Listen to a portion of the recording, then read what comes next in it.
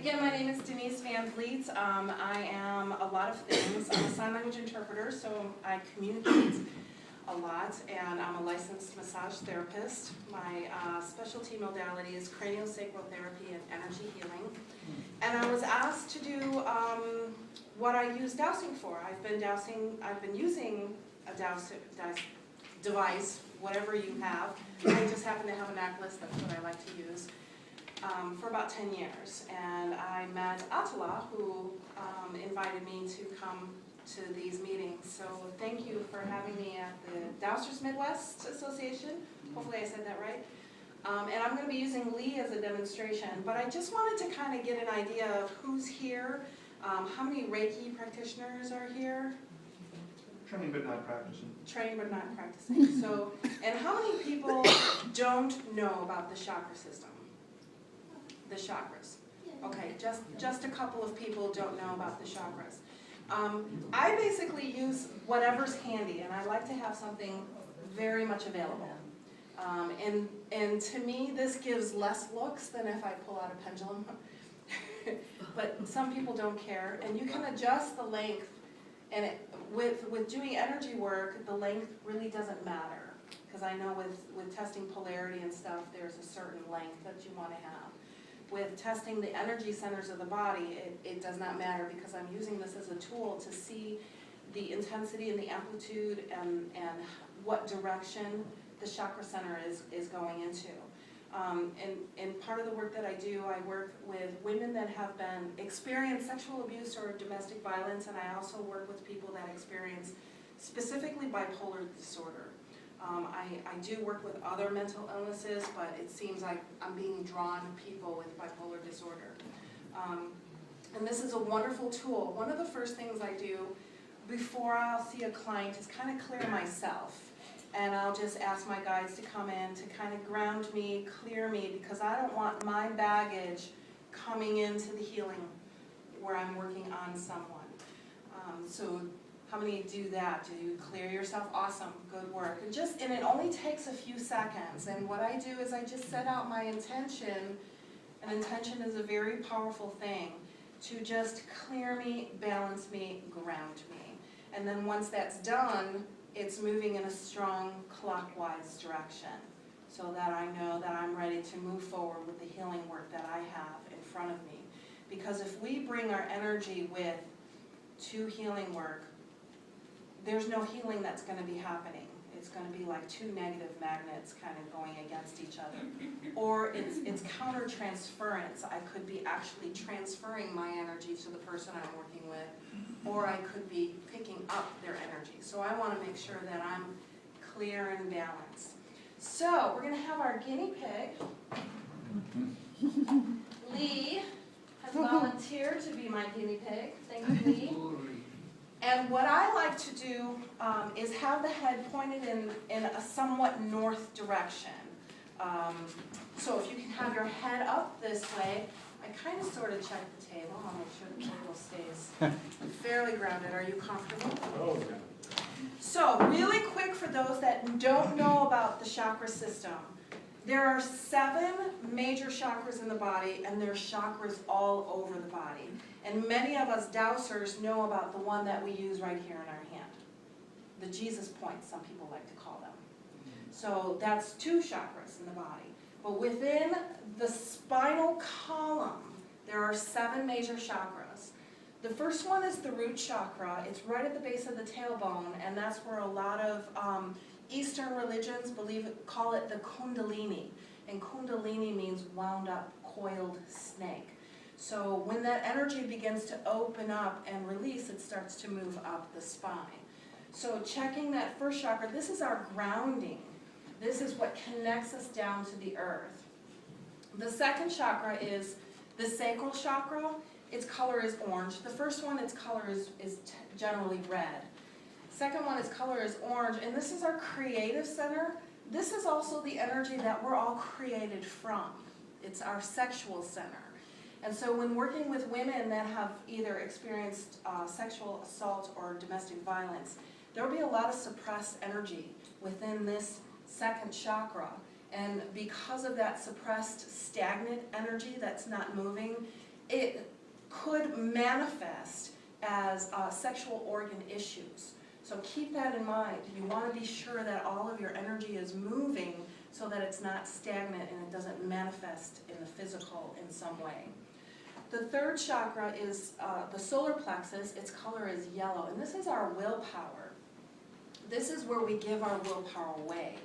And this is also the area where other people can kind of connect into us, and we call those cords, energy cords, and where other people can also kind of dump into us.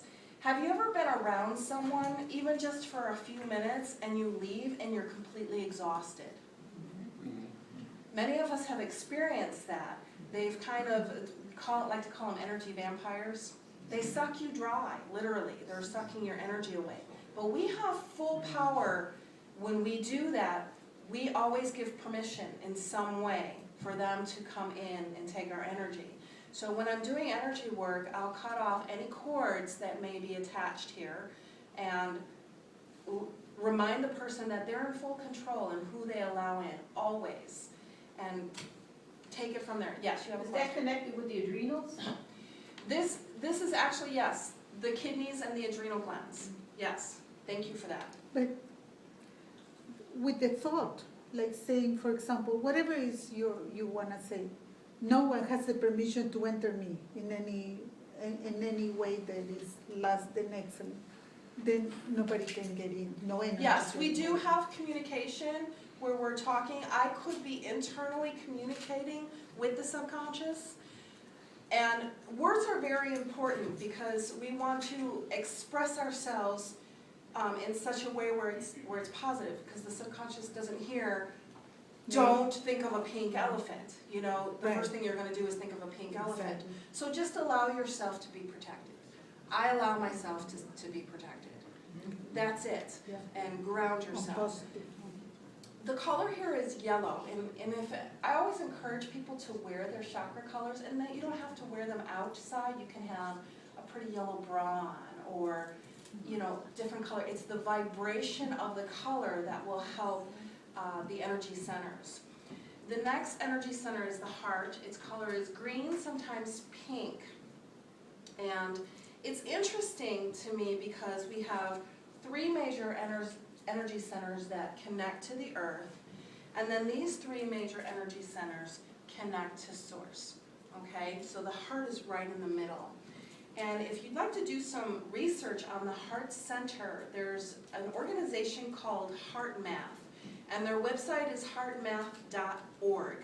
And they have some great tools on there that you can use to really connect with the heart center. They've actually measured how far off the energy comes off the heart center, and it's come off 8 to 10 feet, but then they admitted their device only measures 8 to 10 feet.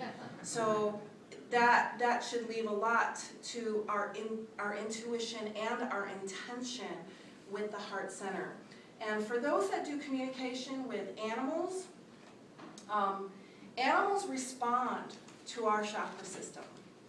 If we're in fear in our solar plexus, they smell it. So if you're dealing with an animal that might be aggressive, from your heart center, send pink energy, and imagine that pink energy surrounding that animal, and it's naturally calming to them.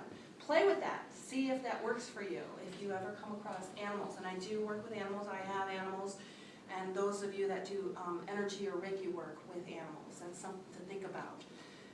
But again, the heart center is basically the middle of everything. It's between the sandwich of earthing and source. The next energy center is the throat center, and it's our communication center. Its color is blue. And if we're not speaking our truth, this energy tends to really slow down or close up.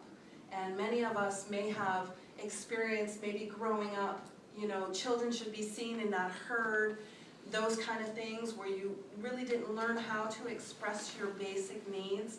And it does take practice and maybe thought to actually end up teaching yourself how to speak your truth. And I had thyroid issues. I was diagnosed with Hashimoto, and this is just a quick personal story. One of the things that happened to me is I had a very abusive grandmother, and she had died, and all of these memories and emotions started coming up, and they stopped right here. And they were stuck here for quite a long time. I actually didn't know about this energy stuff, but I ended up manifesting Hashimoto disease, which is a thyroid disease, an autoimmune disease where the body starts to attack the thyroid.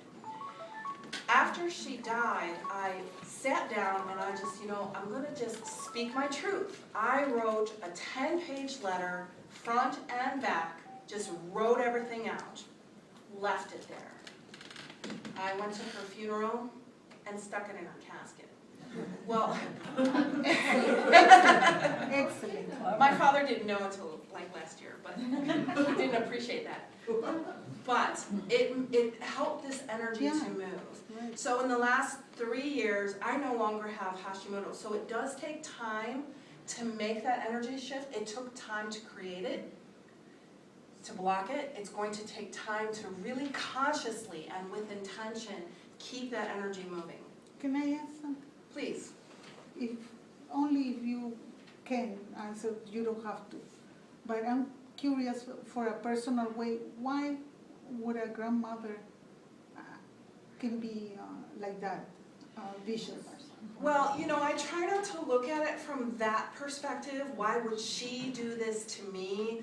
I look at it from, this was my experience, okay? She may have been taught that herself. It may have happened to her, and that's the only way she knew how to treat children or to treat her family. I don't know, but I just look at, okay, that was my experience. What can I take from that? Because we might look at the whole experience as something negative that happened to me, but I was there and there's a gift in it, and I found the gift in it. So I'd rather take that gift and bring it on rather than dwell on why would she be that way. Because then when I take my energy and ask why would she be that way and why would she do this to me, I am now the victim. If I just take myself within that experience and say, where's the gift in this? And take that gift with me, I am not a victim. No. Does that make sense? Yeah. But energetically, it keeps my energy moving within me. And as soon as I take my thoughts outside, well, why would somebody do that to me? I am no longer balanced. I have two things that count.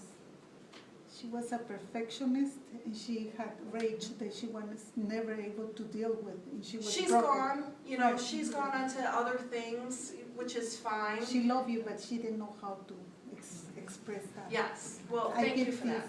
Thank I you for get that. this very strong to tell you. Yeah, and It was not because of you. well, I'm beyond it. That's great, because that's a gift, like you say. Yes. Because And I learned what not to do to my children.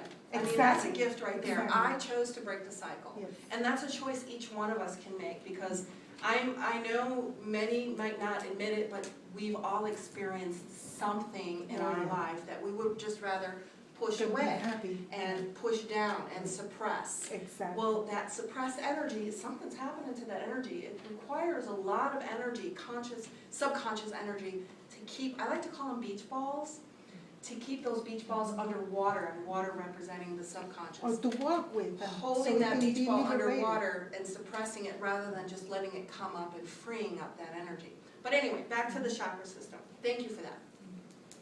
The next one, how you doing, Lee? You falling asleep? He just needs an apple in his mouth. Look perfect. The next one is the third eye. It's also the pineal gland. And a little information about the pineal gland. It's actually shaped just like the eye, and it also has the same fluid as our eyes. And it has, and I can't remember, our regular eyes have cones and rods. The third eye has one of them, and I believe it's just rods. I'll have to research that, but it has one of them. So that's our internal eye. And our internal eye is our intuition and our dreams. Its color is indigo. Some people will see it as purple light. So we're just going to give him a moment.